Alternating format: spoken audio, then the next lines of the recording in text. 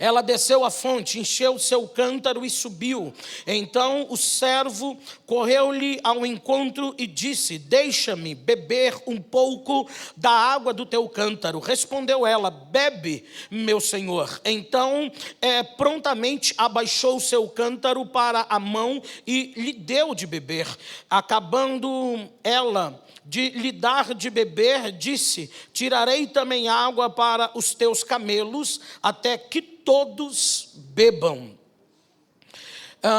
E apressando-se, despejou o seu cântaro num bebedouro e correu outra vez ao poço para tirar mais água. Tirou-a e deu-a a todos os camelos. Os homens a contemplavam atentamente, em silêncio, para saber se o Senhor havia tornado próspera a sua jornada ou não. Quando os camelos acabaram de beber, o homem tomou um pendente de ouro de meio siclo de peso e 2 pulseiras para suas mãos do peso de 10 siclos de ouro e perguntou-lhe: de quem és filha? Peço-te que me digas, haverá em a casa do teu pai lugar para nós pousarmos?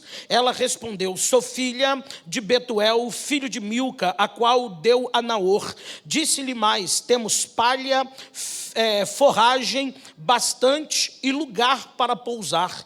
Então se inclinou o homem e adorou ao Senhor e disse: bendito seja o Senhor, Deus de meu senhor Abraão, que não retirou a sua benevolência e a sua verdade de meu senhor. Quanto a mim, o Senhor me guiou no caminho à casa dos irmãos do meu senhor. A moça correu e contou estas coisas aos da casa de sua mãe.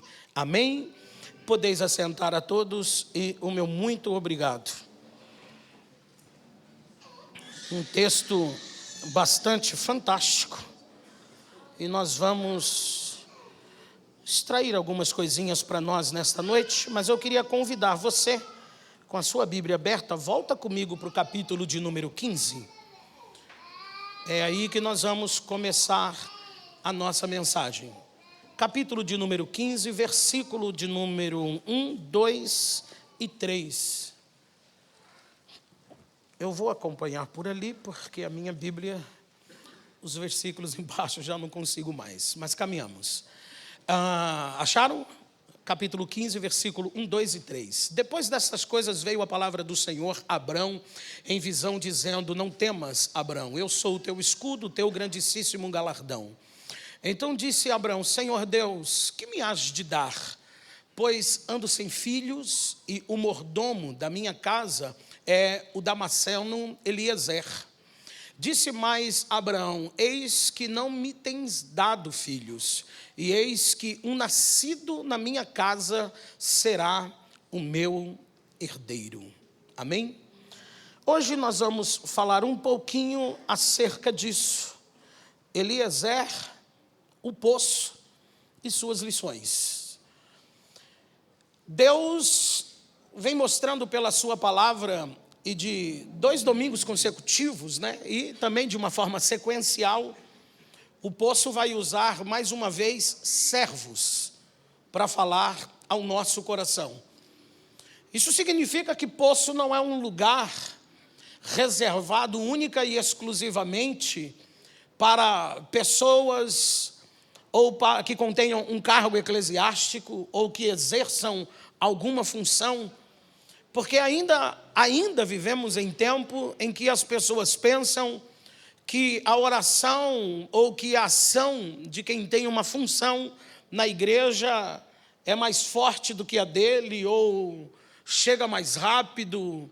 Eu sei que Deus, Ele não faz acepção de pessoas, mas ao mesmo tempo compreendemos também que existem aqueles que são mais íntimos de Deus. Deus não faz acepção quando o assunto é salvação, mas quando o assunto é usar, sim. Tá ok? Da mesma forma que você pode expressar e dizer que você tem 200 amigos, mas você sabe disso, que os 200 amigos que você tem, não significa que todos eles têm a mesma proximidade. A gente compreende isso. Como disse o próprio Salomão, há amigos que se tornam mais chegados do que um irmão. Eu sei que o versículo é muito bonito e é muito bom, às vezes, como amigo, a gente receber esse texto, mas, por exemplo, eu venho de uma família de 9 irmãos, somos eu e mais 8, 3 já dormem no Senhor, então hoje somos eu e mais 6. E você expressar dizendo que alguém de fora da sua casa é mais íntimo seu do que alguém da sua casa, é até bonito para quem você diz, mas existe uma dor por trás desta frase. E com Salomão também não foi diferente, não. Ele teve alguns problemas e isso acabou gerando alguns desconfortos. E, infelizmente, também isso faz parte da nossa trajetória, tá certo? Caminhamos. Eliezer vai deixar algumas lições para as nossas vidas, e eu quero passar por cada uma delas e compartilhar isso com você. Eliezer entra em cena de forma apresentativa no capítulo 15 do livro de Gênesis, mas você vai compreender pelo contexto, principalmente o histórico, que ele já está presente antes. A Bíblia vai nos apresentar, pelo menos nesse versículos 2 e 3 do capítulo 15, 5 características, 5 informações acerca de Eliezer. E elas vão nos fazer transportar para o capítulo de número 24 com mais facilidade. Por exemplo, a primeira coisa que Abraão diz acerca de Eliezer é que ele é um mordomo. E mordomo é a função administrativa, é a responsabilidade, é a função de quem administrava os bens de toda uma família. Este é o mordomo, é alguém que fica sob a responsabilidade de administrar todo o bem de uma família, né? E mordomia é a posição que o mordomo ocupa. Nós temos uma função, uma interpretação de mordomia de uma forma diferente. Até nós, a interpretação básica que temos de mordomia é conforto, mas na realidade mordomia, ela é a função do mordomo, é administrar tudo isso. E eu acho lindo que Paulo, quando ele vai escrever as suas cartas, ele compartilha que é isso que nós somos mordomos, que nós somos administradores, que nós somos pessoas que cuidam, ele nos chama no Novo Testamento de despenseiros, aqueles que são responsáveis pela dispensa, aquele que administra também todo esse tipo de cenário.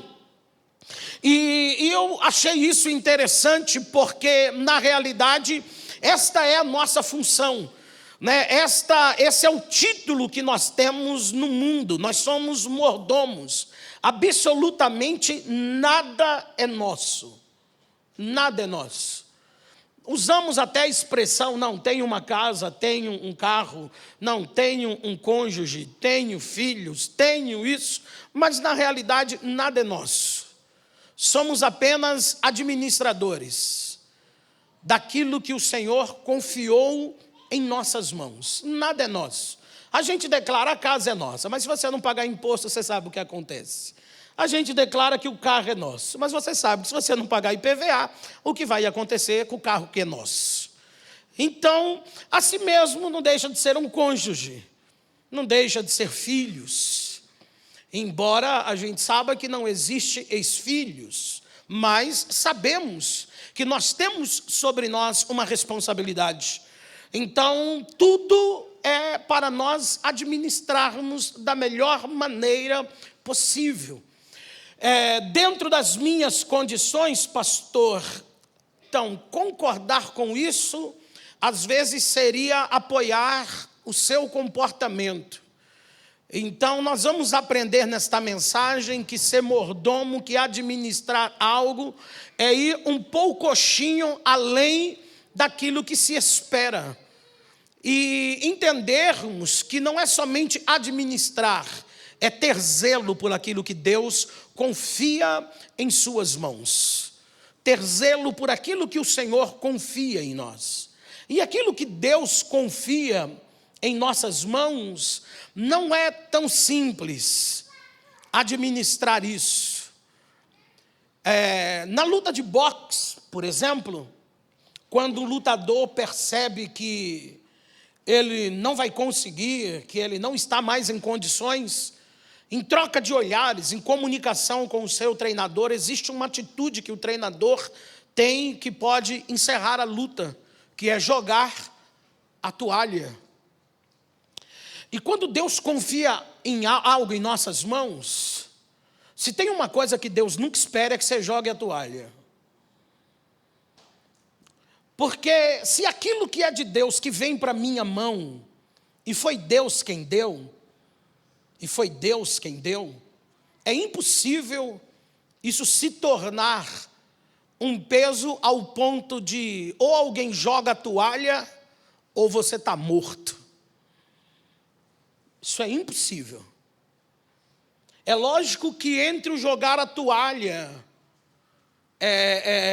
e a finalização de algo, existe a minha parte, existe a forma com a qual eu lido com isso. Isso é tão sério e eu não vou caminhar para isso, para aproveitar o tempo aqui, mas quando você vai para 1 de Samuel, capítulo 25, e eu acho que foi a palavra de abertura de terça-feira, foi justamente essa, não me recordo quem abriu o culto, a palavra terça-feira, a irmã Elba, e foi a palavra de terça-feira em relação a Nabal. Nabal era um homem, como o próprio nome diz, a interpretação do nome Nabal é louco, né? Então, com ele você não tinha negociação. Então, se Deus confia algo em minhas mãos, mas não existe negociação naquilo que Deus confia em mim, alguém vai precisar jogar a toalha. Porque ou joga a toalha, ou eu morro. Mas jamais, eu disse, Deus vai entregar algo a você que alguém vai precisar jogar a toalha para você não morrer. Se isso acontece, tem alguma coisa errada nessa trajetória. Segunda coisa que Abraão ele fala de Eliezer é a sua naturalidade. Ele diz, ele é de Damasco, damasceno. A cidade de Damasco, ela é interessante dentro da sua história e até mesmo o seu próprio nome, dentro de duas observâncias, porque eles têm dificuldades de entender, ela é uma palavra que vindo do hebraico é Damasek, e eles têm dificuldades de entender se isso está relacionado apenas a uma pessoa, e aquela pessoa deu origem, como Caim, por exemplo, que teve um filho chamado Enoque, e ele deu ao filho, à terra, o nome do seu próprio filho. Então, se este também foi o mesmo caso de Damasco, ou se é um outro cenário, mas uma outra interpretação de uma palavra da mesma raiz, damasque, eu achei isso fantástico. Ela está relacionado com um princípio, ela está relacionado com um começo, ela está relacionado com uma volta, princípio, começo e volta, que te leva à salvação. Então a palavra Damasque, ela está relacionada justamente a isso, ao começo da salvação, ao princípio da salvação, a um caminho, a uma volta que te leve a uma salvação, a um livramento. E aí não tem como não falar de Atos capítulo 9, pelo menos citar, né? Que foi na caminho de Damasco que Deus alcançou um homem por intermédio da salvação. Mas vamos lá. Em terceiro lugar, esse texto vai falar conosco agora o nome dele. O nome dele é Eliezer, ou Eliezer. E o nome dele vem do prefixo El, que é Deus, com Ezer. Ezer fala de ajuda, de socorro, de auxílio. Então, o nome dele está relacionado com aquela pessoa a quem Deus auxilia, ajuda ou socorre. É isso aí. Então o nome dele está associado a alguém que Deus vai ajudar, socorrer ou auxiliar. Então, junto ao poço hoje, nós vamos entender acerca de um Deus que está disposto a ajudar, socorrer e auxiliar.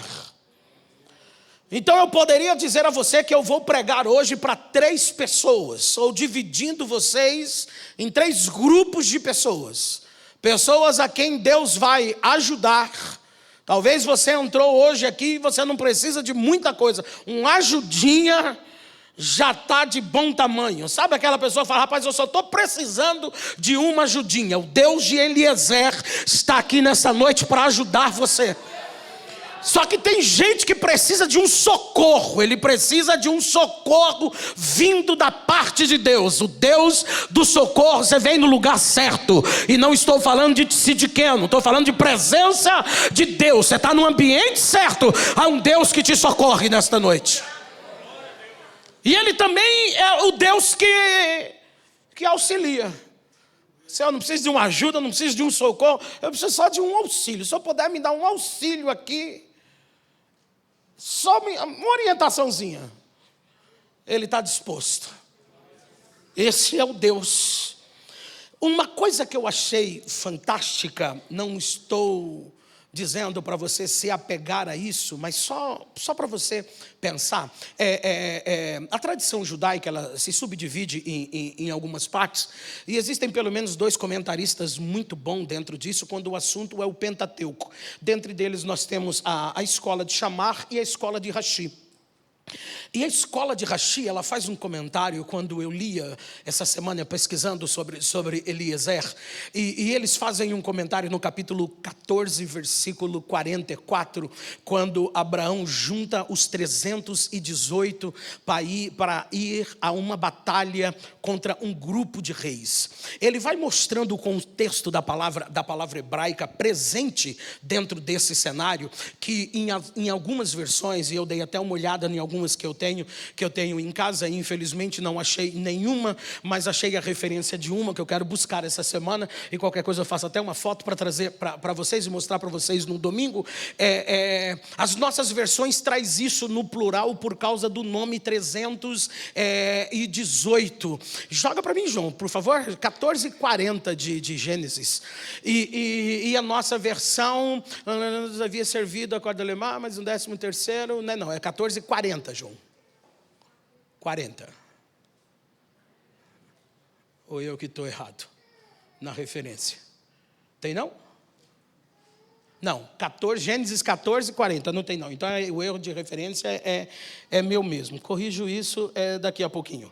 Vamos lá. E aí ele vai compartilhar conosco, e na nossa versão diz que ele juntou os seus servos, chamou, isso o versículo de número 14, é 14:14, João. Eu não sei onde eu vi esse 40. Ouvindo, pois, Abraão que o seu irmão estava preso, armou os seus criados, nascidos em sua casa, 318, e os perseguiu até Dan. O Rashi, ele faz um comentário disso, e eu achei fantástico, porque quando você divide quando você divide as 3 palavras que é composto o nome de Eliezer dentro do hebraico, e o hebraico ele não tem número, o hebraico ele tem letras, então a letra ela tanto é uma vogal quanto número, e quando você soma essas 3 letras do nome de Eliezer, você tem o número 318. E Rashi faz uma observação. Ele disse que Abraão olhou para ele e disse: vem comigo, preciso de você. O que o senhor está querendo dizer, pastor? Estou dizendo a você que Rashi disse que foi só ele e Eliezer para enfrentar exércitos. Não sei o que você pensa sobre isso, mas quando você lê acerca dos valentes de Davi, não tenho muitas dificuldades de entender esse cenário. Mas a gente vai trabalhar isso depois numa outra oportunidade. 4ª informação que Abraão vai passar para nós acerca de Eliezer. Eliezer é nascido na casa de Abraão.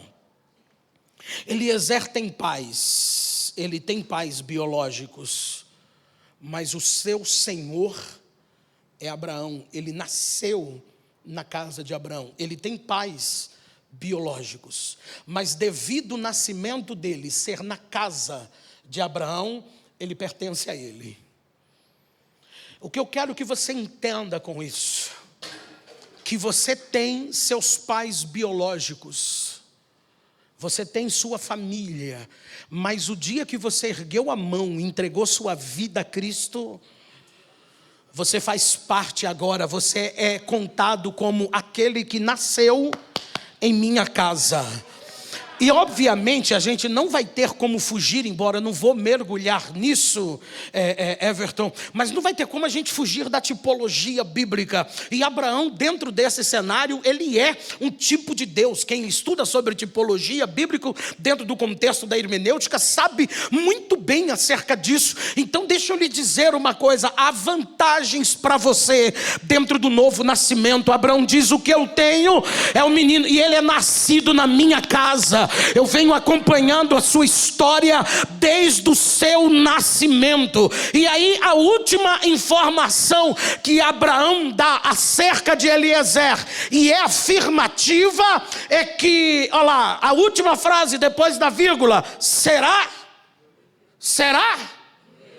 Isso, antes de Deus procurar Abraão e fazer uma promessa para ele, ele já tinha determinado que Eliezer ficaria como seu herdeiro, que Eliezer herdaria tudo o que era de Abraão. E aqui o fato é interessante, porque principalmente Abraão tinha um sobrinho vivo, Ló.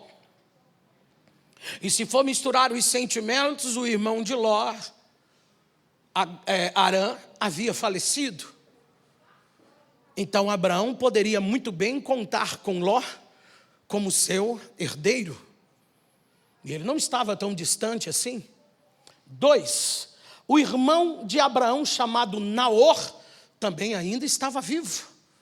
Ele poderia ter deixado sua herança para o seu irmão Naor. Mas alguma coisa dentro do coração de Abraão foi atingido por algo a mais com o nascimento de Eliezer.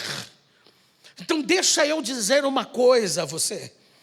Nós somos selecionados em algumas situações da vida, não é porque alguém acha ou porque alguém pensa, mas é porque Deus faz as coisas acontecerem. Eu sei que eu preciso entender que a Bíblia, ela nos fala, eu sei disso, a Bíblia fala de joio, a Bíblia fala de falsos irmãos, falsos obreiros, falsos líderes, falsos pastores, falsos mestres, a Bíblia fala de traições, decepções, mas a mesma Bíblia que fala de tudo isso, ela também fala do trigo, ela também fala de verdadeiros irmãos, verdadeiros obreiros, verdadeiros líderes, verdadeiros pastores, mestres, amigos mais chegados do que um irmão. O que? Porque eu estou dizendo isso a você, porque se você não tomar cuidado, a única coisa que o inimigo vai fazer é chamar a sua atenção para as questões negativas no relacionamento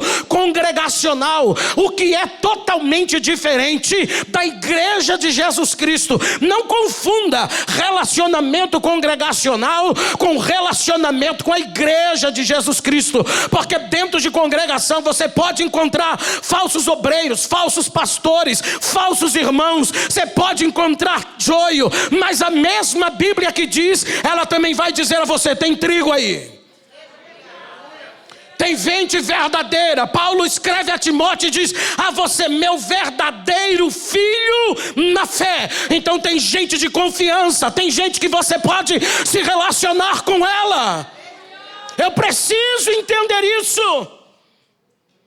E não é à toa que Abraão incumbe ele de uma missão fantástica. Vamos para o capítulo 24. Se tiver com a sua Bíblia aberta aí, nós vamos caminhar até o texto que lemos. Vamos lá, capítulo 24. Nós vamos caminhar por eles e vamos extrair deles algumas lições para nós nesta noite em relação a esse conceito. Versículo 1 vai dizer que Abraão já era avançado em idade, 140 anos.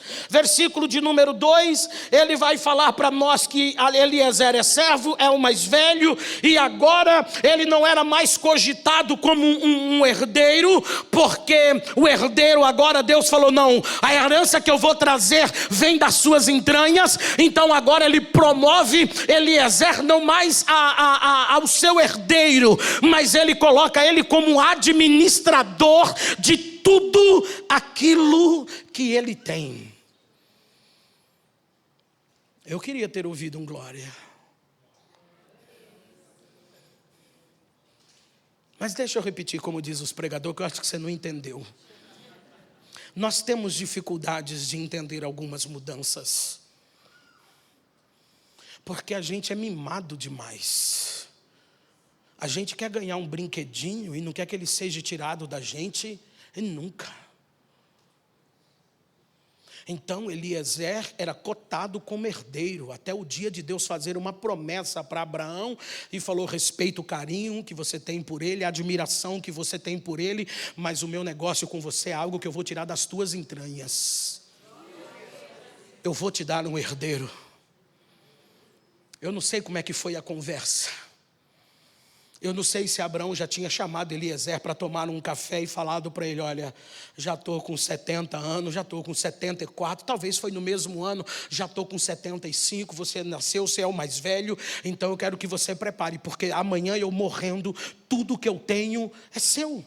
Homem gosta muito de ter essa conversa com mulher e mulher não gosta. Eu às vezes sentava, eu lembro que sentava Quitéria, sentava Moisés, Vitória da mesa, falava, se eu morrer amanhã, tomem esse caminho. Mas tem que ouvir, meu filho, morrer ninguém quer não, eu queria ser o parente mais próximo de Matusalém, não precisa ser 969, 900 tá bom. Quem quer morrer, diga amém. Entendeu? Viu aí? Ninguém, meu irmão. Pastor Roberto, que já dorme no Senhor, contando uma experiência que ele teve, a irmã liderou 53 anos o ciclo de oração. Você entendeu como ela é nova? Estava na UTI, vai, não vai, e sofrimento e não sei o que, chamou Pastor Roberto para orar. Ele falou, irmãs, essa semana estou indo lá e vou orar por ela, e não sei o que, e tal. Aí ele foi e ungiu ela, ouvindo a oração. Ela percebeu que pela oração ele estava dando... EQTA é nela. Sabe aquela oração, Senhor, guarda a tua filha, né? Já serviu, meu Deus. Oxe, ela tacou-lhe a mão no paletó dele. 93 anos. O que quer dizer? Qual é que é? O que está acontecendo? Passei uma vida orando por você, agora você está... O céu é lindo, né? Mas ele precisou chamar Eliezer e dizer para ele, eu tenho planos para você. Só que Deus tem planos diferentes para mim. E às vezes precisamos ter uma conversa de mesa, de olhar para alguém e dizer, olha, eu tenho planos para você, mas Deus tem planos diferentes para nós dois.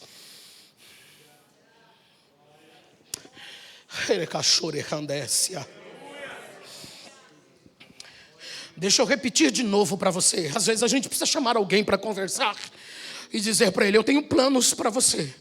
Só que Deus tem planos diferentes para nós dois. Por que, meu Senhor? Porque eu já havia falado para você, a gente já sentou nessa mesa, já conversamos, e o que eu queria era que você fosse meu herdeiro, porque você sabe, eu não posso ter filhos, mas Deus apareceu para mim e Ele disse, Eliezer, eu vou dar um filho para você, o filho é teu. Então eu não posso deixar dois herdeiros. Você sabe, não existe dois herdeiros. Mas eu estou fazendo algo diferente hoje. O que, meu Senhor? Eu estou colocando você para administrar tudo, absolutamente tudo o que eu tenho. E uma das coisas que mais me admirou dentro desse cenário de ler sobre Eliezer é que Eliezer estava mais disposto a servir a Abraão do que pensar em ser seu herdeiro. Aleluia. Abraão convida ele para um juramento que está relacionado à posteridade, à continuação da promessa. Eu quero pregar para alguém nesta noite que tem o mesmo prazer só de participar, ainda que ele não entre em campo. Eu quero falar com Eliezer nesta noite, que o nome não é dele que vem a descendência, não é dele que vem a posteridade, mas ele vai participar, ele vai ter uma excelente participação dentro daquilo que vai ser realizado. Eu quero falar para alguém nesta noite, que embora o inimigo possa querer dizer, olha, é assim ou é assado, é nada, eu estou participando daquilo que o céu tem para a minha vida. Eu preciso entender isso. Abraão olha para ele e diz assim, olha, você vai escolher uma mulher para o meu filho. Ô meu irmão, que responsabilidade. Essa responsabilidade era de Abraão. Essa responsabilidade era dele. Olha o nível de confiança. Olha o nível de confiança que Abraão tinha em Eliezer. Você vai escolher uma mulher para o meu filho. Irmão, se fosse talvez escolher uma mulher para Abraão, acho que Eliezer se sairia bem melhor. Ele não ficaria tão preocupado, mas escolher uma mulher para o filho do seu senhor, um menino de 40 anos. Um menino, nada diferente dos meninos de hoje. 40 anos, ainda chorando a morte da mãe que se deu um capítulo anterior. Eliezer assume para si essa responsabilidade. E Abraão vai dar 3 nãos para ele. Os 3 nãos de Abraão para Eliezer. E estamos falando de Abraão que tem um tipo de Deus, que dentro da tipologia ele representa Deus.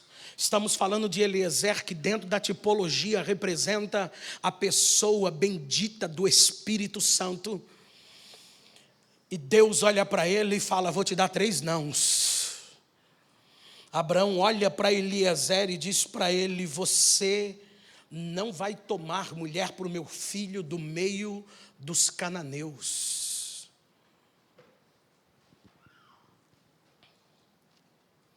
Como assim, Abraão? A mulher que você vai tomar para o meu filho não pode ser do povo da qual eu habito no meio deles. Você vai ter que pegar alguém da minha família.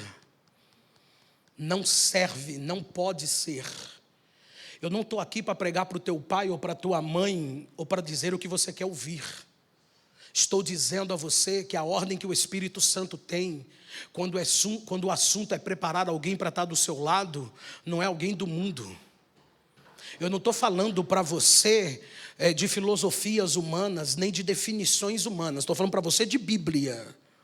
Estou falando para você de uma Bíblia que considera julgo desigual você se relacionar com uma pessoa que não é cristã, que não professa a mesma fé para você. Estou falando para você de uma doutrina bíblica que hoje é desprezada, que hoje é colocada de canto. Esses dias uma pessoa disse assim para mim, na realidade setembro, outubro do ano passado. Não, mas é que eu sou da igreja X e ele é evangélico.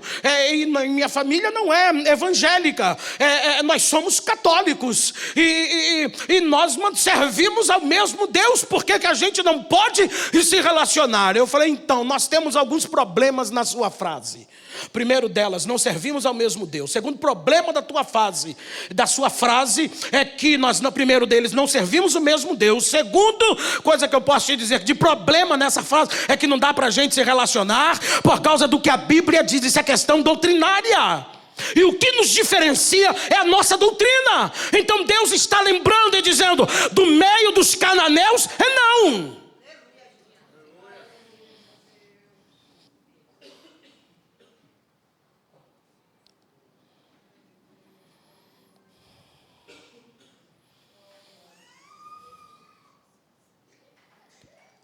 Outra coisa que eu quero dizer a você, e ele vai repetir isso outra vez. Em hipótese alguma, isso não vai nem entrar em discussão. Você vai levar Isaac de volta.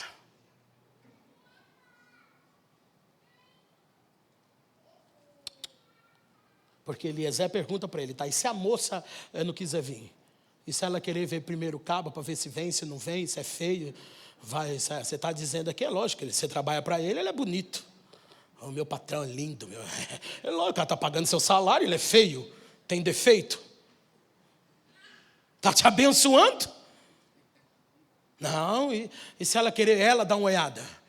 Abraão não, ela mande alguém de confiança dela para vir aqui, dar uma olhada e voltar para trás com a resposta. Mas não leva Isaac para a volta não. Ei jovem,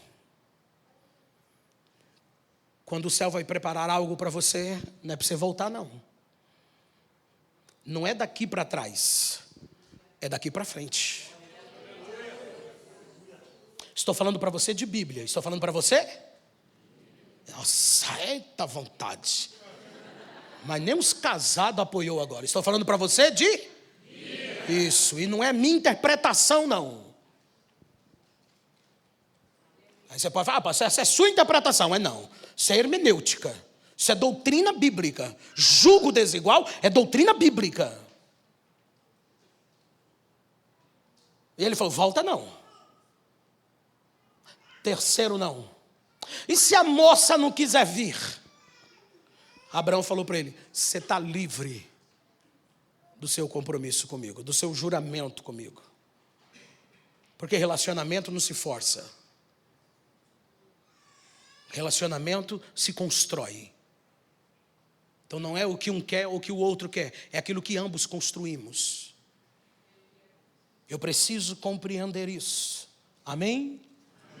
Caminhamos, versículo de número 10, a Bíblia vai dizer para nós que ele pega 10 camelos, 10 é totalidade, completude. E se Eliezer representa o Espírito Santo, e se ele é administrador de tudo aquilo que Abraão tinha, a Bíblia vai dizer que ele pegou um poucochinho de cada coisa que pudesse mostrar a grandeza do seu senhor Abraão, para mostrar para a menina. E se o Espírito Santo, meu irmão, vem dentro dessa tipificação, o que ele está mostrando para você é só um pouquinho do que o céu tem reservado para nós. Isso aqui é só um pouquinho do que a eternidade tem reservado para mim e para você. Isso é só um pouquinho do que ele tem. Aí o que ele pega como 10 camelos. Eliezer vai fazer uma viagem de 1.500 quilômetros, da onde ele está até a Mesopotâmia. 1.500, cadê Davi? Me ajuda, Davi. 1.500 quilômetros, você chega aonde, Davi? Saindo daqui de Guarulhos, de São Paulo, Bahia. Entendeu a caminhada? Não estou dizendo que seu preparado está na Bahia, mas só pegamos a distância, calma aí. Vai comprar passagem essa semana para a Bahia, é de Deus, então estou indo, pastor. Não. Também não estou dizendo que não está. Mas às vezes é da Bahia e está aqui perto, né?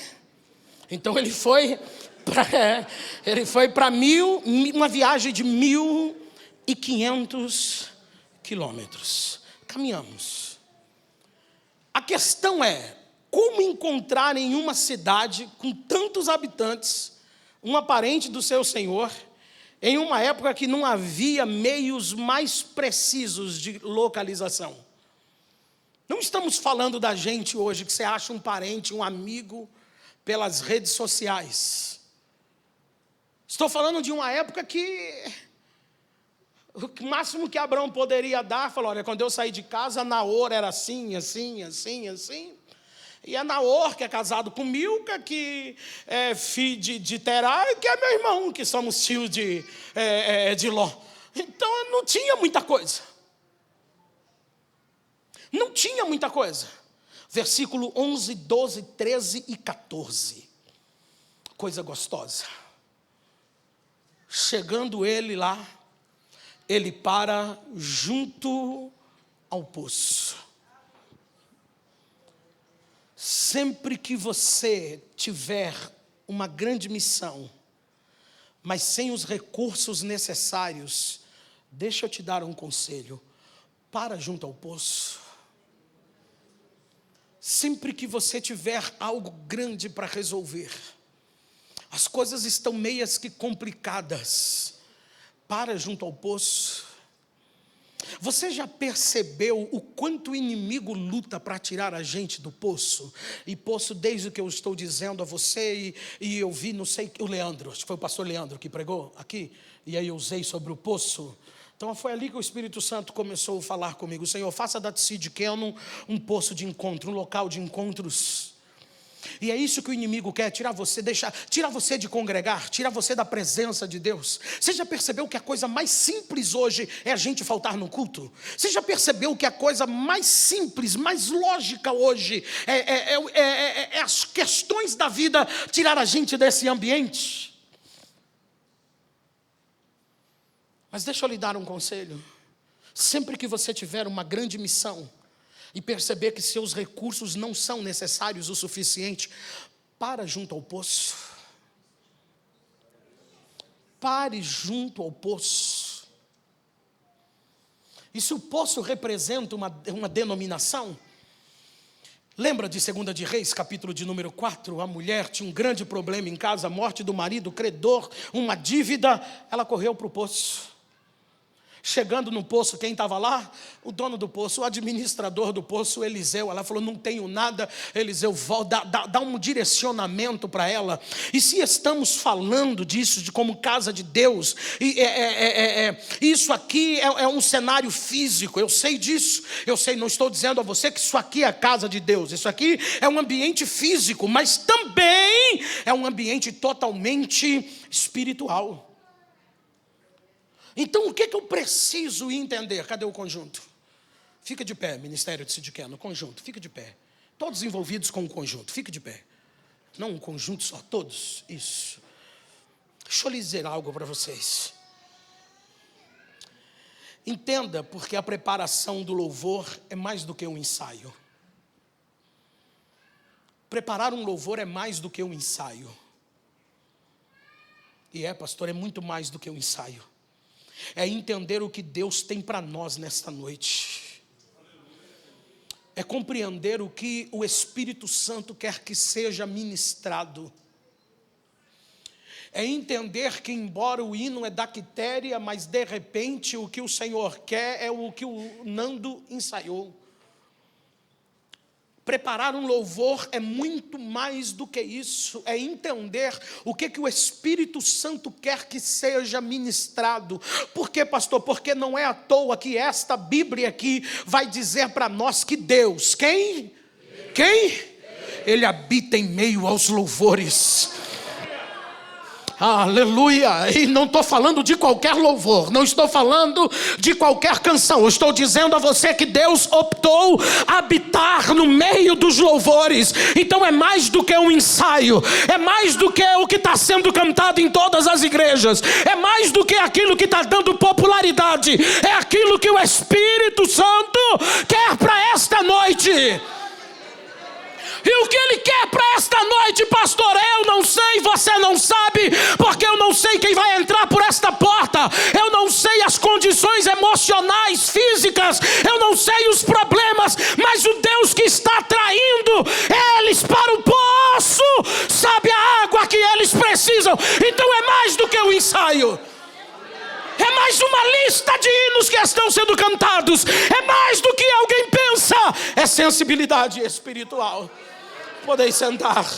Se esse é um ambiente espiritual, as missionárias, aos diáconos, aos presbíteros, olha, as lideranças, a palavra de abertura é mais do que simplesmente ler um texto e fazer uma exposição do seu contexto. É saber o que o Espírito Santo tem para nós na noite de hoje. Pastor, mas é só a palavra de abertura, você que pensa. Porque hoje tem gente que vem para o culto, mas ele vai sair daqui a pouco para ir trabalhar. Aí a palavra que ele vai levar no coração dele é a palavra de abertura. Então é mais do que uma palavra de abertura. Não, pastor, mas é que é coisa rápida, não tem esse negócio não. Não, é mais do que isso. Opa! A oração da abertura de um culto é mais do que agradecer o dia e os seus cuidados. É ministrar sobre o que nós podemos viver hoje. A oração de abertura de um culto é mais do que ministrar sobre o dia, agradecer o dia e os cuidados de Deus. Isso aí é irrevogável. Mas é compreender o que nós podemos viver hoje. O que o céu tem para nós vivermos hoje. O que o céu tem para mim viver hoje. É entender que orar é ministrar algo. Orar e ministrar algo sobre os ofertantes é mais do que dar graças a Deus pelo que vão ofertar. É pedir que Deus cumpra a sua boa palavra sobre aquele que vai ofertar. É ver que Deus vai ser o provedor daqueles que nada tem para si. Mas também é entender, é ministrar que Deus vai te dar direcionamento para você administrar o que o céu tem confiado em sua mão. Ou seja, nada aqui dentro é normal. Culto não é normal. Culto não pode ser normal. Não estou falando que culto não pode ter um segmento, não pode ter um padrão. Não estou falando disso. É a minha realização que não pode ser normal. Vem aqui da palavra de abertura. Preparou alguma coisa? Não, é só uma palavra de abertura. Onde abrir aqui, Salamé Minguê? Não. Não é isso, não. Vem aqui cantar, vamos cantar o quê? Não, qualquer coisa, solta aí. Aí depois eu pergunto, nossa Senhor, cadê os efeitos? Aí ele pergunta, cadê o poço? Porque daqui a pouquinho você vai ver o Espírito Santo vindo para quem tirou água do poço e dizendo, deixa eu beber da tua água. Como assim? Daqui a pouquinho o Espírito Santo quer beber da tua adoração. Aleluia. Sempre que você tiver uma grande missão, mas sem os recursos necessários, faz o que Eliezer fez. Ele parou junto ao poço. Ele para junto ao poço. Os poços deveriam apresentar os recursos necessários para aqueles que deles se utilizam. Os poços têm que apresentar todos os elementos necessários para aqueles que vão se utilizar deles. Falando da época antiga, os poços tinham que ter sarilho, manivela ou gangorra, né? Para você puxar, ele tinha que ter corda e tinha que ter um balde. Esses poços aqui, isso aqui é gangorra, né? Ele tem que ter corda, tem que ter um balde. Não é só ter água. Se ele só tivesse água lá embaixo, e daí?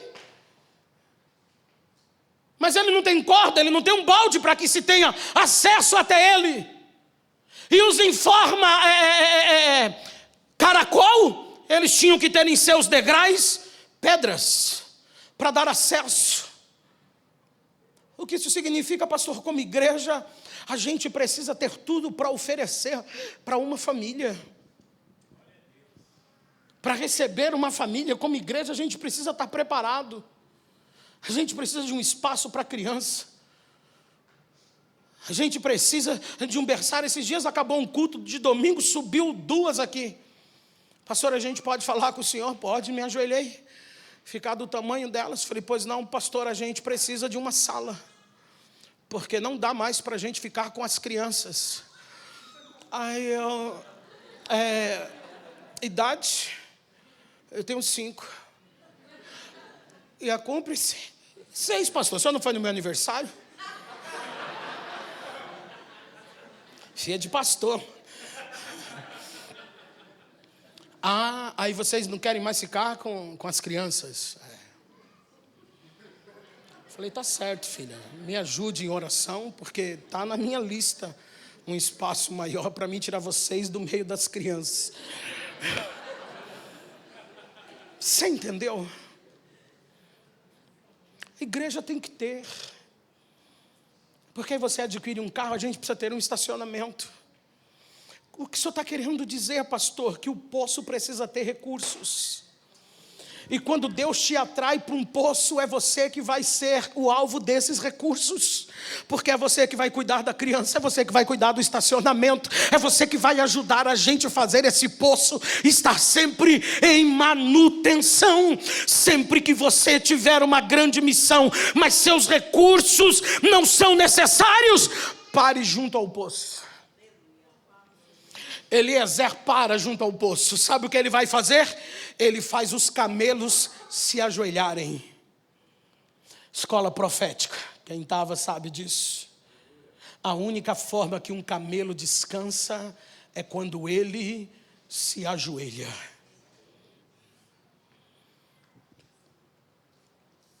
Ei, Eliezer, ei, chefe da sua casa, faça seus camelos se ajoelharem. Quem você está chamando de camelo, pastor? Sua mulher, seus filhos. Chegou junto ao poço, vamos se ajoelhar. Não chegou junto ao poço, vamos. É assim que o camelo descansa, de joelhos. Chegamos junto ao poço, agora é só descansar. A minha parte eu já fiz, cheguei no poço, agora vamos ajoelhar, vamos descansar. Você já percebeu? A gente vai mudando e a gente não percebe, irmão. O mundo vai nos empurrando para uma tecnologia e para as mudanças e a gente nem percebe. Porque eu sou de uma época que a igreja tinha que ser aberta 1 hora. No regimento interno, embora esse assunto é o nosso para ceia, a gente coloca lá no mínimo 40 minutos para quem vai abrir a igreja chegar antes. Porque eu ouço dos componentes do conjunto que eles estão ensaiando e já tem gente chegando aqui antes dos crentes da igreja. Entende? Só que na minha época, e alguns vão lembrar disso, a gente chegava na igreja, nosso primeiro caminho era joelho. E quando a gente levantava, pastor, quando a pessoa que estava com o microfone começava a puxar um corinho. Para quem foi das assembleias, ele já puxava o hino da harpa. Aí a gente levantava, se não, de joelho. A gente chega cedo hoje, mas não ajoelha. Parece que tem um negócio que incomoda. Queremos o mesmo resultado, mas a gente chega cedo, aí vai no banheiro, dá uma arrumadinha no pescoço, aí senta, vai mexer numa bolsa, vai fazer alguma coisa. Nós tardamos algumas coisas para nós mesmos. Nós mesmos. Eu preciso entender isso. Como é que a gente descansa? De joelhos.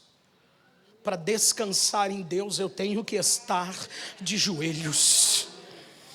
Eles fizeram uma viagem de 1.500 quilômetros. Não estou dizendo a você que eles não pararam no percurso. Não estou dizendo isso. Mas Eliezer sabia que agora chegou junto ao poço. É o momento de descansar. Segunda coisa que eu vou aprender: sempre que você tiver uma grande missão, mas os seus recursos não são suficientes, pare junto ao poço. Mas pare junto ao poço na hora certa. O texto vai dizer para nós que ele chegou ao poço à tarde, na hora certa. De manhã, as donas das casas que vinham tirar água no poço. À tarde, as donzelas. Então eu acho que esse negócio de adolescente acorda à tarde já é desde lá. Então põe esse povo para buscar água de tarde, porque de manhã você não faz um café se depender do adolescente para buscar uma água. Então já colocar, não, põe de tarde, que você não vai ter problema com isso. Ao meio-dia, as mulheres que tinham problemas com a sociedade, Eliezer chega na hora certa. Quando os seus recursos não forem o suficiente, pare junto ao poço, pare na hora certa. O que eu quero dizer a você, sua hora é essa. Você está na hora certa. Jesus falou, a hora vem. E deixa eu dizer uma coisa, já chegou. É ele que disse, a hora vem e já chegou. A hora já chegou, você está na hora certa, você está junto ao poço. Eu preciso entender isso. Outra coisa, sempre que seus recursos não forem suficientes, pare junto ao poço. Eliezer para. Eliezer faz os camelos ajoelharem. Ele chega na hora certa. Agora ele para junto ao poço, ele faz uma oração. Não basta estar junto ao poço. A água não vai subir sozinha. Parou junto ao poço, é orar. Você precisa orar. Ele faz uma oração. E ele põe pelo menos 4 bases nesta sua oração. Primeiro, ele diz, dai-me um bom encontro. Proporciona, prepara para mim um bom encontro, Senhor. Hoje é noite, hoje é domingo, primeiro dia de uma semana. Eu não sei o que te aguarda esta semana, mas hoje é noite de orarmos e pedir: Deus, me dá uma boa reunião amanhã no trabalho, uma boa administração para esta semana, uma boa aula para esta semana, um bom atendimento. Vá à minha frente, prepara as coisas. Ele disse também: faz benevolência ao meu Senhor. Eu estou aqui numa missão, mas eu preciso que o Senhor haja com benevolência com o meu Senhor. Ou seja, ele deseja que Deus seja glorificado nisso. Terceira coisa que ele põe na sua oração, ele envolve o cenário. Estou aqui, é a hora que as moças vêm buscar água, os homens dessa cidade estão saindo, eu não sei quem é quem, eu não sei, não tenho uma foto, eu não tenho nada. Então eu preciso que o Senhor me dê uma boa direção. Última coisa que ele acrescenta na sua oração, uma condição com base na atitude. A moça que ao olhar para ela, eu vou até ela e vou dizer a ela: dai-me de beber. E ela baixar o cântaro e me servir. E ela disser assim: vou dar água também para os camelos. Eu vou entender que o Senhor está nesse negócio, que o Senhor está trabalhando ao meu favor. Versículo de número 15, versículo 15. Olha que coisa gostosa, acompanha comigo, vai comigo aí. E sucedeu que, continua, vamos lá de novo. E sucedeu que,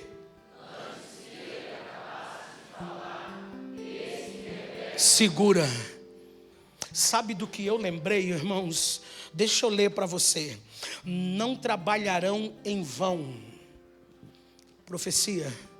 Não trabalharão em vão, nem terão filhos para perturbação, porque são a posteridade bendita do Senhor, e os seus descendentes estarão com eles. E será que antes que eles clamem, eu responderei, estando eles ainda falando, eu os ouvirei. Isaías 65, versículo 23 e 24. Isaías 65, 23 e 24. Quando eu comecei a ler esse versículo 15, e no versículo 15 ele vai dizer, pode deixar aí no Isaías, no versículo 15: antes que acabasse de orar, antes que acabar, e eu lembrei disso, não trabalharão em vão. Deixa eu dizer uma coisa para você: com Deus você não trabalha em vão. Pais, deixa eu lhe dizer uma coisa: nem terão filhos para perturbação. Não, Deus não te deu filhos para causarem perturbação em você, porque são a posteridade bendita de Deus. É isso que você precisa ministrar sobre os teus filhos. É isso que você precisa orar e ministrar sobre a tua casa. Você não vai ter filhos para ser perturbação na tua mente nem na tua vida. Filhos são herança. Filhos são herança. Ele continua dizendo: olha, e os seus descendentes estarão com ele. Vai para o 24. E será que antes que clamem eu responderei, estando eles ainda falando, eu os ouvirei. Está Eliezer orando, a oração dele nem acabou. Eliezer está, não sei a distância da casa, mas Eliezer está chegando junto ao poço. Eu imagino, conjecturo, penso, reflito, analiso, maquino assim, que Eliezer está chegando perto ao poço. E os pais de Rebeca estão dizendo para ele: a água, buscar água, minha filha. E como é bom ter filhos obedientes, né? Está vendo aí, juventude, adolescência? O caminho da obediência só tem recompensas para você. Aí está Eliezer naquele movimento e está Rebeca vindo. Está ele colocando os camelos para ajoelhar. Está ele começando a orar. Estando ele ainda orando, quando ele abre o olho, a oração está vindo, a resposta já está vindo em direção dele. Eu não estou pregando para todos. Eu não sou menino para dizer a você que eu estou pregando a todos, mas eu estou falando para alguém que você está orando. E deixa eu lhe dizer, prepare-se, porque esta semana tem resposta de Deus vindo em sua direção. Deixa eu dizer algo a você, debaixo do temor do sangue de Jesus Cristo. Prepare-se. Amanhã, segunda-feira, o céu tem algo reservado para você. O céu tem algo reservado para alguém nesta noite em nosso meio. E eu não estou falando por falar, porque quando eu lia isso aqui, Eliezer dizia para mim: diga, minha igreja, não é todos, mas prepare-se, porque Deus está respondendo a oração. Aleluia, aleluia. Vamos lá, vamos para as características de Rebeca, neta de Naor, irmão de Abraão. Olha quem está se aproximando de Eliezer. A Bíblia vai dizer que ela tem um cântaro, ela tem um instrumento de transporte, algo que compreendemos que também representa seu próprio corpo. Cântaro fala de algo individual, algo dela. Se aqui é um poço, você precisa ter um cântaro. Seu corpo é teu cântaro. Se compreendemos que isso aqui é um poço, e compreendemos que o Espírito Santo é a água, Ele não vai jogar fora. Você não vai sair daqui com água na mão. Ele quer encher você. Ele quer compreender você. Terceira coisa que a Bíblia vai dizer de Rebeca: o cântaro estava sobre os seus ombros. Aleluia. O cântaro estava sobre os seus ombros. O que é isso, pastor? Local correto, certo, de carregar um cântaro. Você percebe que não tinha relaxo. Ela não estava arrastando o cântaro. Ela não estava com o cântaro debaixo do sovaco. Ela não estava relaxada com o cântaro. Ela estava na posição, postura. Você tem que ter postura. Você tem que ter postura. Deus não tem agente secreto. Deus não tem 007, 08, 09, 06. Deus não tem James Bond. Não, você tem que ter postura. Concordo de você não chegar dizendo e gritando: sou crente, sou crente, sou crente. Mas as pessoas precisam ver algo diferente em você. Você tem que ter postura. A Bíblia vai dizer: ela é muito formosa. Beleza, beleza natural. E quando o assunto é beleza, você precisa se relacionar com você mesmo. Você é feio, e daí? Mas isso você já sabe.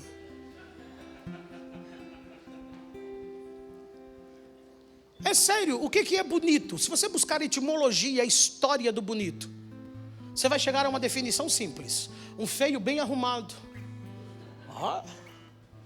Então se arrume, meu irmão. Dá uma melhorada nisso aí, já sabe que não é aquelas coisas. Então se não der uma cooperada, meu irmão, vai não. Você não vai achar panela, nem tampa, nem vasilha, nunca. Ela era muito formosa. Nem todo mundo nasce com o dom da beleza. O Espírito Santo também não faz plástica. E a gente também sabe que a gente é feio.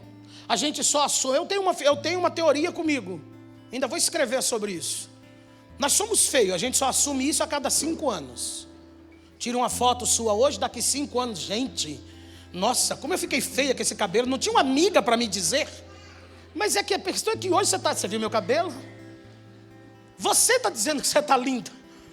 É daqui 5 anos que você vai dizer que é feia. Você entendeu? Então você precisa se valorizar. Cuide de você. Você é crente, meu irmão. Você é filho de Deus. A gente canta que é filho do rei, parece filho de mendigo. É sério, toma um banho, usa um perfume. Na nossa época tinha muita coisa não, meu irmão. Nossa época era Avon. Nossa época, a França, nossa, era Avon. E não era a Avon de hoje não. A Avon hoje tem perfume de 500 conto. Estou falando dessa Avon não. Estou falando da Avon do começo. A gente ia no mercado comprar almas de alfazema. Azul. Ri porque você usou. É um azulzinho. Era uma briga dentro da igreja. Parecia um culto fúnebre na igreja. Todo mundo chegava de almas de alfazema.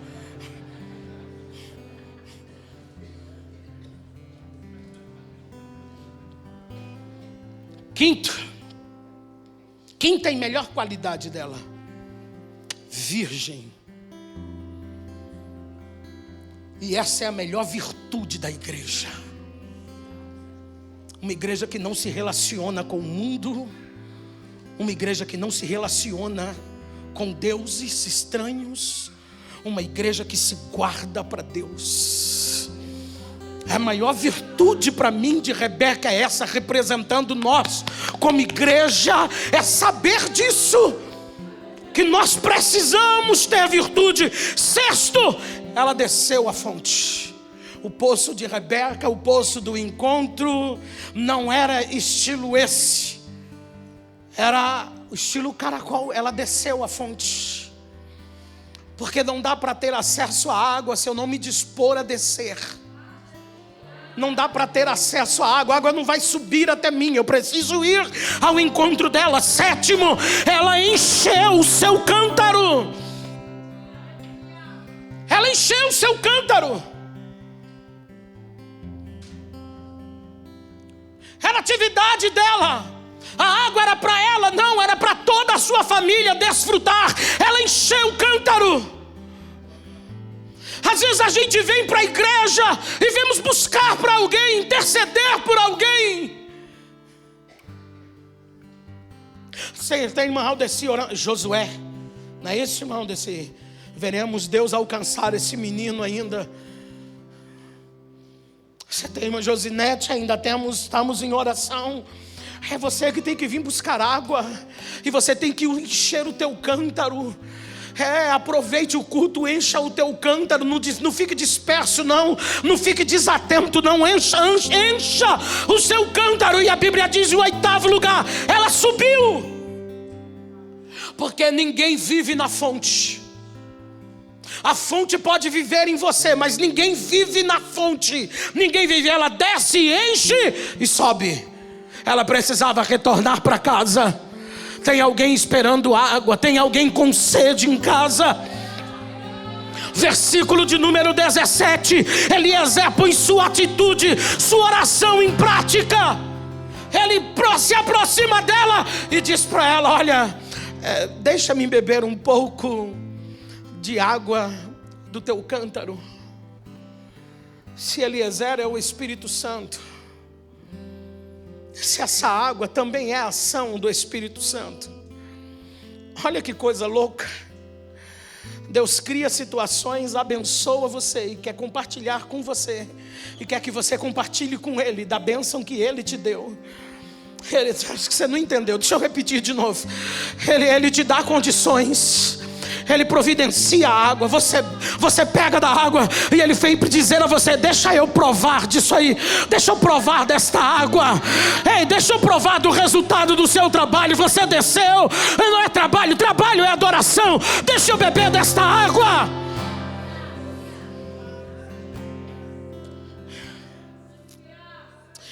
Oh, bendito seja o teu nome, Senhor.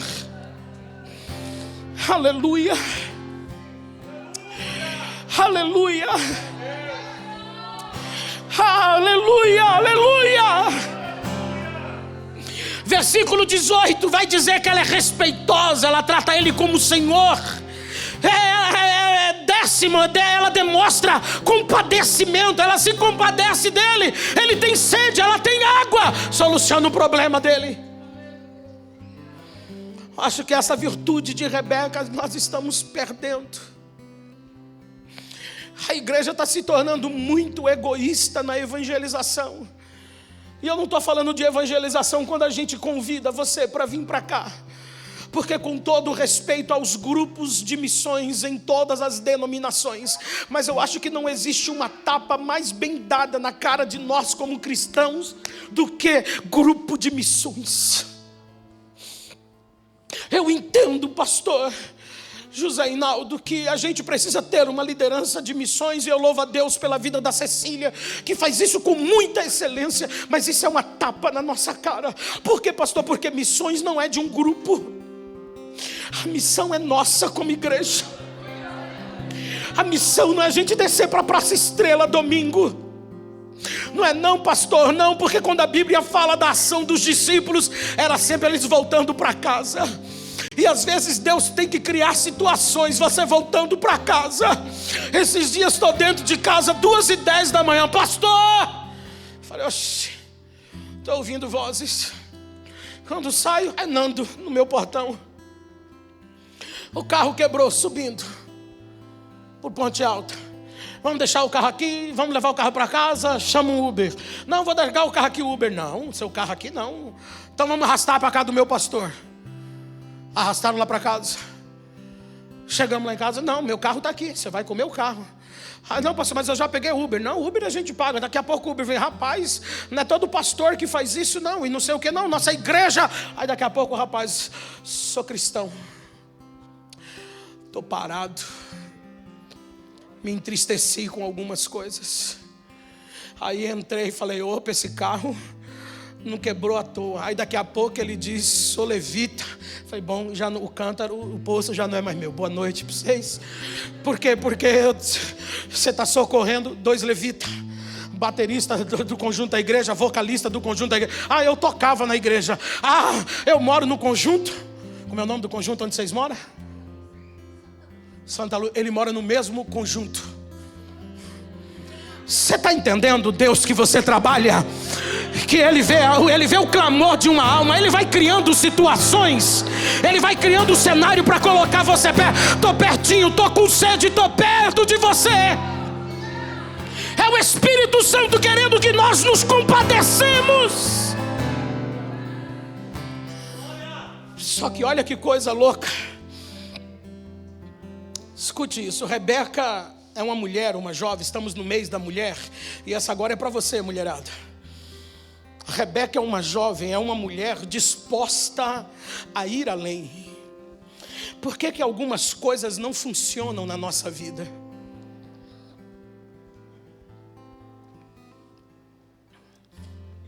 Por que algumas coisas não mudam na nossa vida?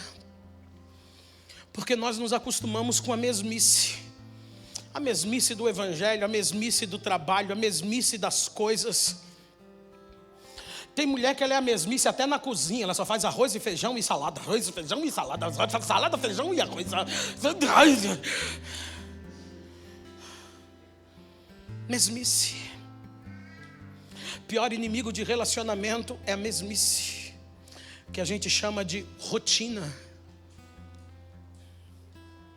Rebeca é alguém disposta a ir além. E era isso que Eliezer estava buscando.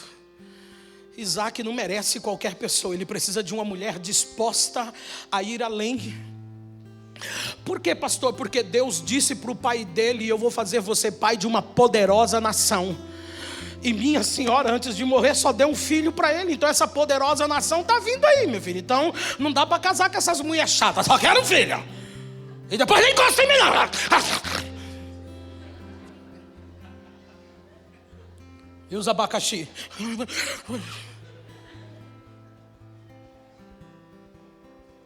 Não, tem mulher que fala, eu só quero um filho. E encosta para ver.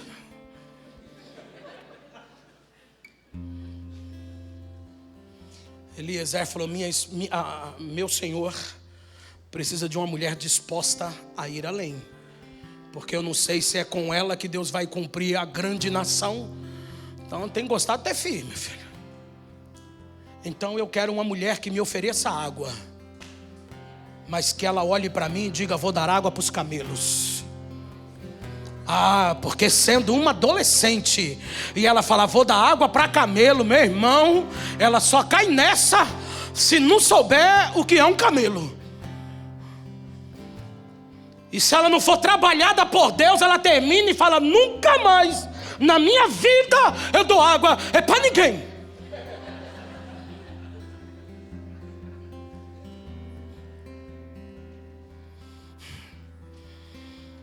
Rebeca era uma mulher disposta a ir além.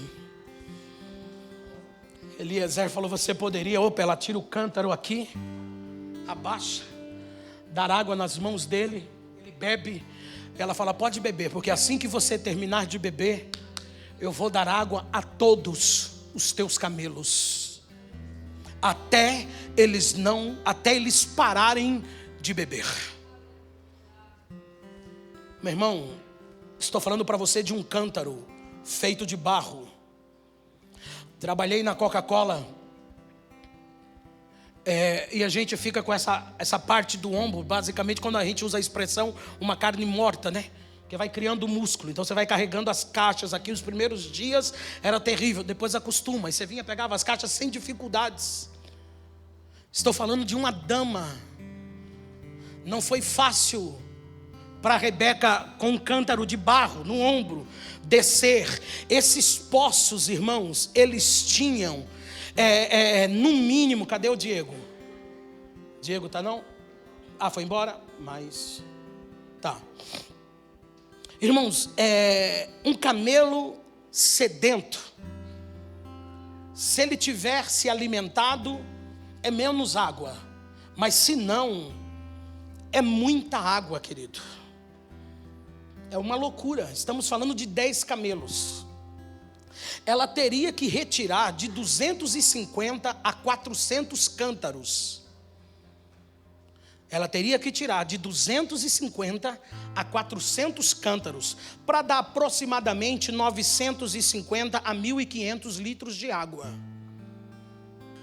Esses poços em caracol tinha no mínimo,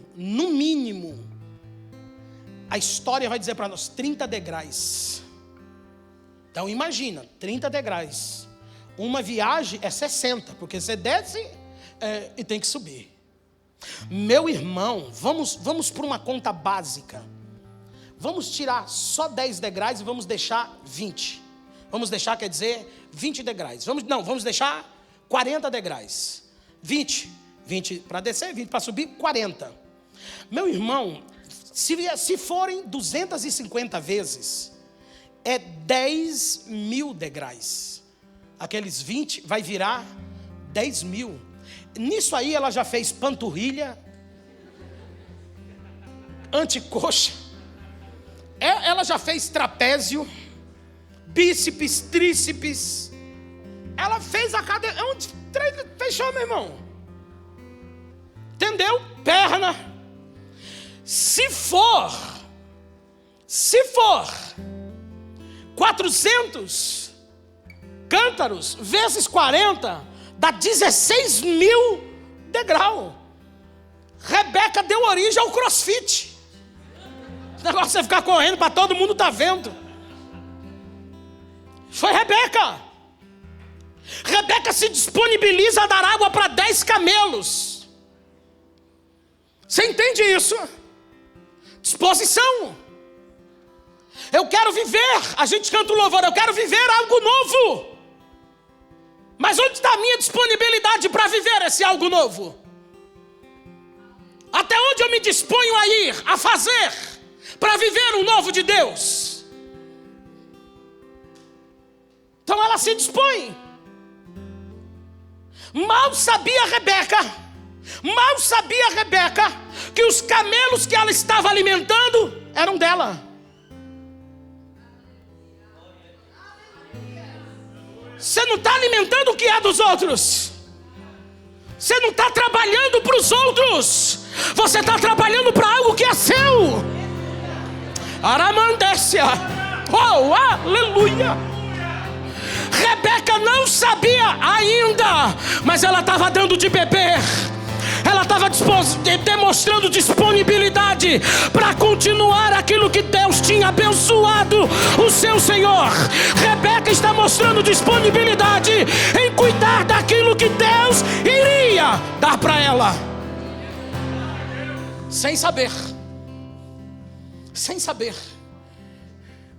Aí eu acho lindo quando Paulo diz que você não trabalha para o teu patrão, você trabalha para Deus. Quando fizer, não faça para homens, faça para Deus. Porque você não sabe a dimensão do que você está fazendo. Põe aí para mim, João, capítulo 15, versículo 58 de 1 aos Coríntios. Esse capítulo 15 é fantástico. Mas Paulo vem dizendo, portanto, meus amados e indignos irmãos, ele diz, sede firmes, constantes, sempre abundantes. Abundantes, aí fala muito sobre algo, sobre você ser copioso. Sabendo que no Senhor o seu trabalho não é vão. Ninguém trabalha de graça para Deus, irmão.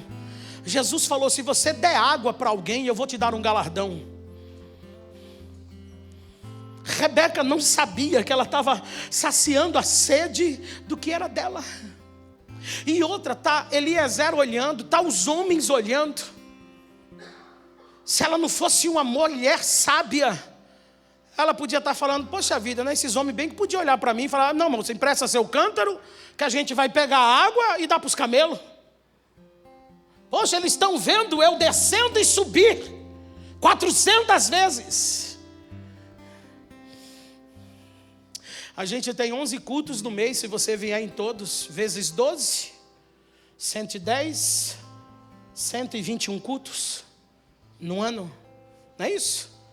Me ajuda aí, 11 vezes 12, 11 vezes 12 é isso aí, 10 meses 110, mais 22, 132, é isso? 132 cultos, se você vier em todos. Pastor, mas é que eu trabalho durante a semana, faço faculdade, glória a Deus, eu só posso vir aos domingos, 52, cai para menos da metade. Pastor, é que eu só tenho domingo, então eu preciso sair para namorar minha esposa, eu preciso bater um papo com os meus filhos sem problema, até Deus entende isso aí. Vamos deixar então 50, 40, 12 dias, 12 domingos para você.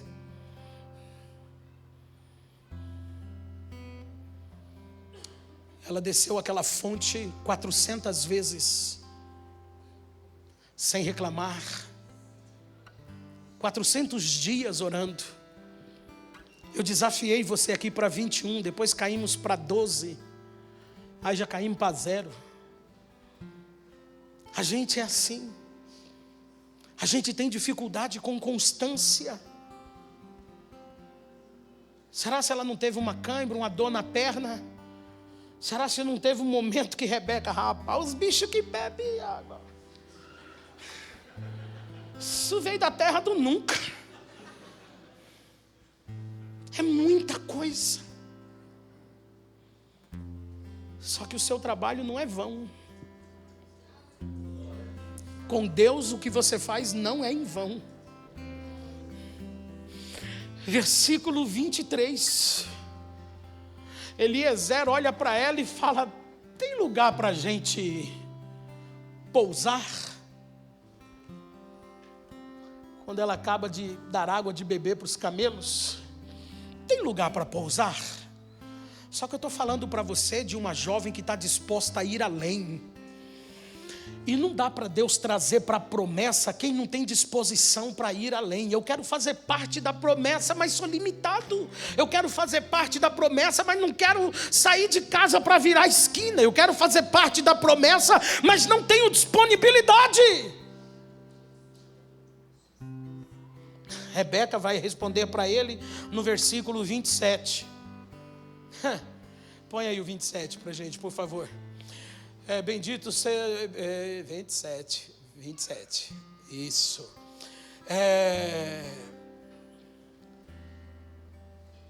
Não, por que está diferente do meu?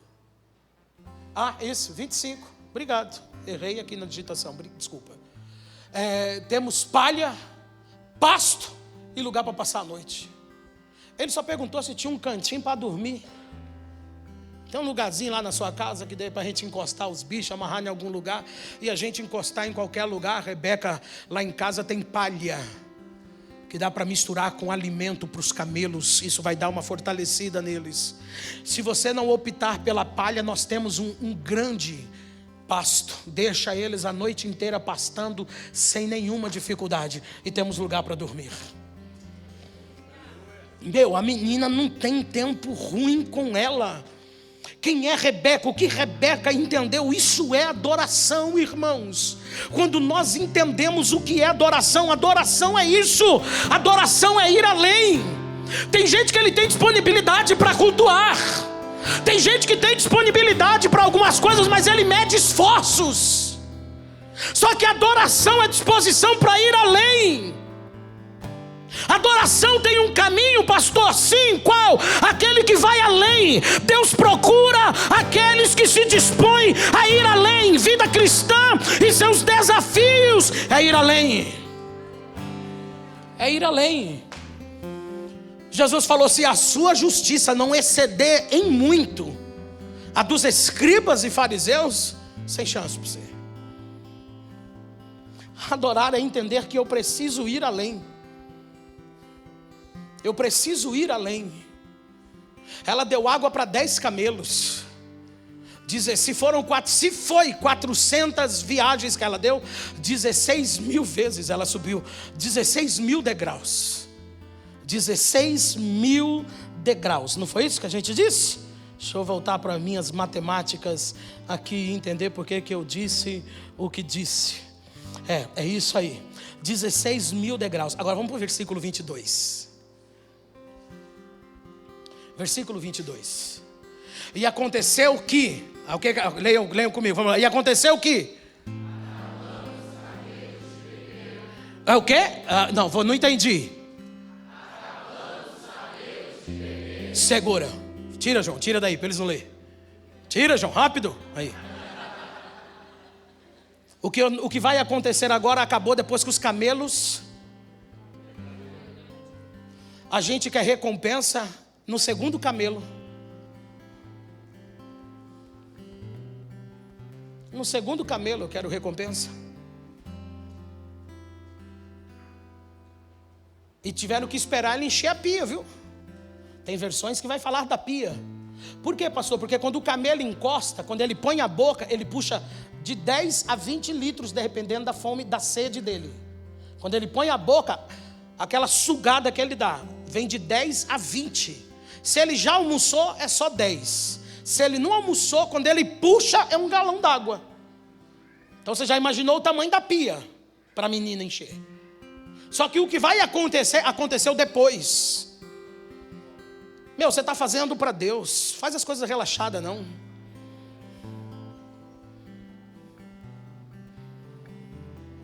Porque pagamento você tem no final. Volta o texto, João, por favor. O homem tomou um pendente de ouro de meio ciclo de peso e 2 pulseiras de mãos de 10 ciclos de ouro. Meu irmão, eu fiz uma pesquisadinha, básica. Se você quiser, você pode até pedir para o Pai Guco. Ele vai dizer para você que a grama do ouro, 1 grama de ouro, está R$540. R$540. Então, ele deu um pendente para ela de meio ciclo. Meio ciclo é 6 gramas. 1 grama de ouro, 1 grama um ciclo, melhor dizendo, é 12 gramas. Um ciclo é 12 gramas. Ele deu um pendente para ela, um brinquinho básico para ela de 6 gramas. 540 vezes 6, R$3.240. Só porque deu água para o camelo. Calma aí que não terminou não. E deu 2 pulseiras para ela pôr na mão de 10 ciclos. Aí eu vou calcular junto, que as 2 juntas eram 10 ciclos. 10 ciclos, 120 gramas de ouro. 540 vezes 10, 64.800, mais 3, 240, 68 mil. Só porque deu água para o camelo.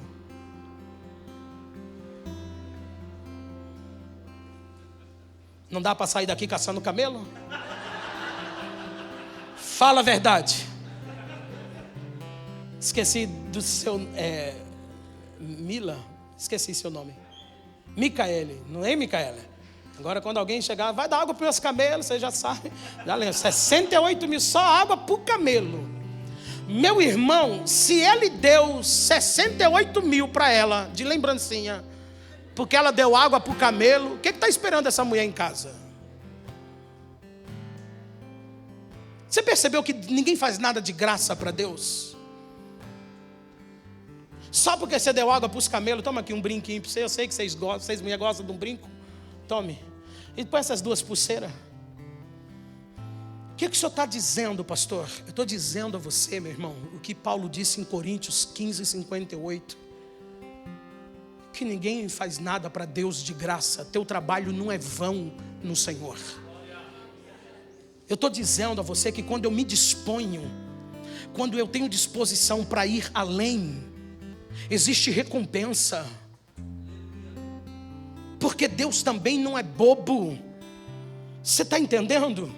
Olha o que o versículo 26 vai dizer para a gente. Eu chorei nesse versículo. Olha o que Eliezer faz. Quando ele vê a disposição dela de dar água aos camelos, e ela termina de dar água aos camelos, aí ele vai perguntar para ela: você é filha de quem, menina? Olha, eu sou filho de Milca, que é mulher de Naor. Eu sou neta, melhor dizendo. Ela vai dizendo de Milca, que é filha de Naor. Aí Eliezer se prostra e começa a adorar ao Senhor. Aonde ele está? Ele está ainda do lado do poço. O poço que ele bebeu água, o poço que ela deu aos camelos. É ali que ela é recompensada. É ali que ele começa a mostrar para ela: olha o que o céu tem reservado para você. Essa sua disposição de servir não vai passar batido, não. Tem aqui, ó, tem um pendente para você, tem pulseiras para você. Quem viu, pastor? Rebeca alimentando os camelos. Eliezer e as pessoas que estavam por ali no poço. Quem viu, pastor? Quem precisava ver. Ninguém precisa saber o que eu faço. Eliezer precisa ver, mas o que ela recebeu todo mundo viu, porque era exposto. Porque aquilo que você faz em secreto, aquilo que você faz em oculto, Deus te recompensa. E as pessoas vão tomar conhecimento que o que você está vivendo não é natural. A Bíblia vai dizer para nós no versículo 29 até o 61, para encerrarmos. Eliezer faz o papel de mediador entre a família de Abraão, entre os familiares de Abraão. Versículo 53, a Bíblia vai dizer que ele pega vasos de prata, vasos de ouro e vestidos e dá para a família de Rebeca. O que o senhor está dizendo, pastor? Eu estou dizendo a você que quando eu me disponho a ir além das expectativas, Deus é aquele que trabalha na minha vida, e o que Ele trabalha na minha vida, eu vou poder alcançar outras pessoas, porque não somos egoístas, porque a Bíblia diz que aquilo que virá para mim será uma boa medida. Jesus disse: pode dar, dai, aprenda a ofertar, aprenda a ser fiel financeiramente a Deus, aprenda a trabalhar para Ele, dai e vos será dado uma boa medida, recalcada, sacudida e transbordante. E quando transborda, não é mais para mim, não é mais para você. Transbordou é porque já não cabe mais, então não é seu, é para outros. Eliezer chegou lá e tira vaso de prata e tira vaso de ouro. Ele começa a abençoar a família.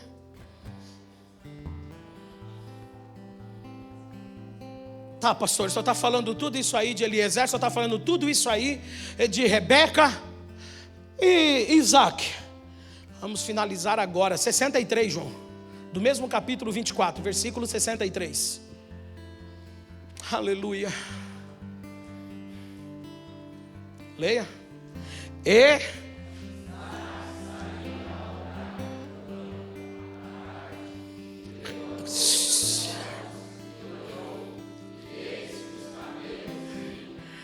Rebeca busca água à tarde, Isaac está orando à tarde. É um do outro lado se dispondo para ser obediente, e o outro à tarde dobrando o joelho e fala: ah, Senhor, olha, tu sabe o que eu preciso. O Senhor já fez a promessa ao meu pai. Então no mesmo, um está trabalhando e o outro está orando. Isaac saía para orar. Quando eles estão chegando, ele não está parado. Isaac não ficou dentro de casa, dentro da tenda. Isaac não ficou jogando videogame, nada contra. Isaac não ficou olhando para cima, não. Ele estava orando. Ele se posiciona, porque o que ele queria era algo debaixo da direção de Deus. Ele estava no poço, pastor, não. Mas quem também estava ouvindo agora, foi tudo resultado de um poço. O poço tem resultados benéficos para a tua vida. Você pode ficar de pé?